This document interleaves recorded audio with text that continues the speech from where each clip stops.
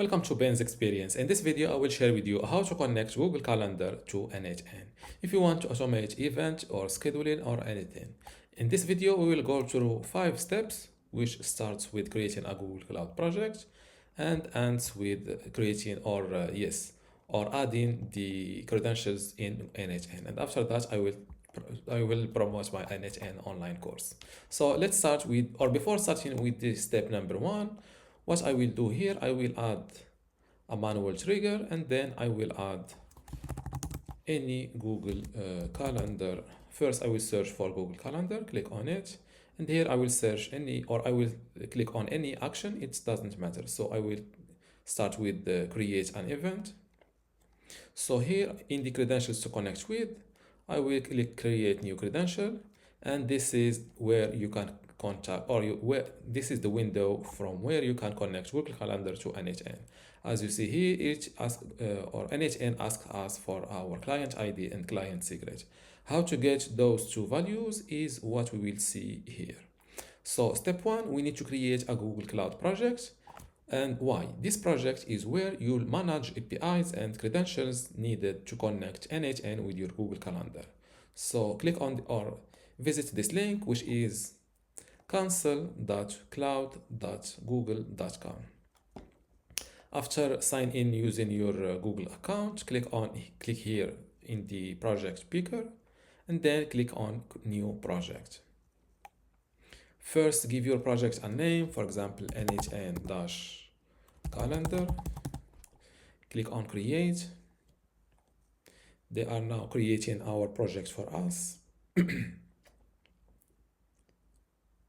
Once the project is connected or created, click here on or open the project picker from here and click on the project you've just created. As you see here, we are viewing the project n8n calendar. You can close this message. So step number 2 is enabling the Google Calendar API inside Google Cloud. This, or to allow, and why we are doing this, to allow n8n to interact with your Google Calendar events, you need to enable the correct API, which is the calendar or Google Calendar API. How to enable this Google Calendar API? It's simple. Click on those 3 lines and go to APIs and services and click on enabled APIs and services. Click again on enable APIs and services from here. Then search for Google Calendar API. Hit enter or return. This is the API we need to enable. Click on it to open it. And then click on enable. Once the Google Calendar API is enabled, what we need to do is to configure something called OAuth consent screen. Google requires a consent screen before allowing access to user data. This screen appears when connecting n8n and it informs users about the app name, which is your project, the permissions being requested, and also the Google account you're connecting. So to configure the OAuth consent screen, from the same APIs and services page, click here on OAuth consent screen. Then click on get started.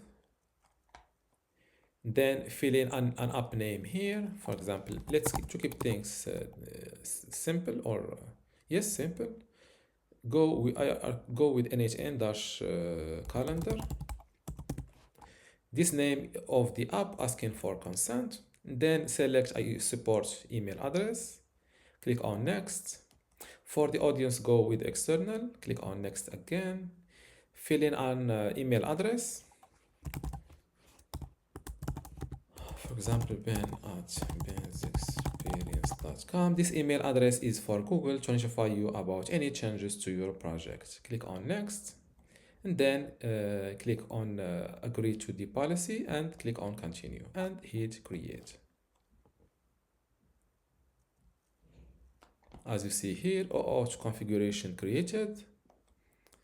And now the next step is step number 4, which is creating the OAuth credentials that n8n is asking us for. So here or create OAuth credentials inside your Google Cloud project to generate the client ID, the client secret, and those two allow n8n to securely connect to your Google account and access Google Calendar data. Here it should say calendar. Okay, how to create the OAuth credentials? From this overview page and below metrics, click on create OAuth client. Select an application type, for example, web application. Give it a name, for example, n8n calendar. This name of the OAuth 2.0 client this name is only used to identify the client in the console and will not be shown to end users. Scroll down a little bit to authorized redirect URLs and click on add URL. The link that Google asks you for here is this one called OAuth redirect URL. Simply click on it to copy it and then paste it here. Now click on create. And as you see, the OAuth client is created and directly you will see your client ID. Copy it from here. And we are now in the step number, my bad. We are still creating the OAuth credential. Now we got the client ID, we still need the client secret. So how to get the client secret or how to create it? Simply first to not, so I will copy it, paste it here in the client ID. And to get the client secret, close this window from here. Same thing, this message, and you will land on this page. First, open the client ID you just created. And see or check here in the client secrets, you will see your client secret code.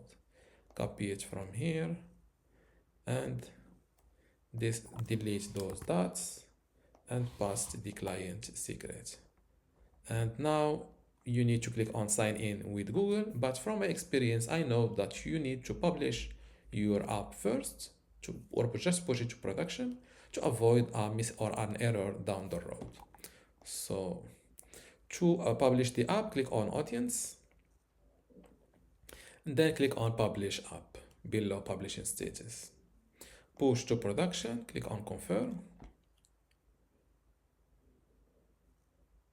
Now that the app is pushed to production, you can go back here to n8n, click on sign in with Google. A new window pops up, select the same Google account you was using in the cloud, the Google Cloud project account. Here, if you see this error, don't worry, just click it is expected, click on advanced and click on go to hostinger.cloud and save. Click on select all to give all required permissions and click on continue. And as you see, connection successful. Now you can close this window. And as you see here, the account is connected, and by account they mean your Google Calendar account. Now you can close this window. Now that our Google account, my bad, is our Google Calendar is well connected.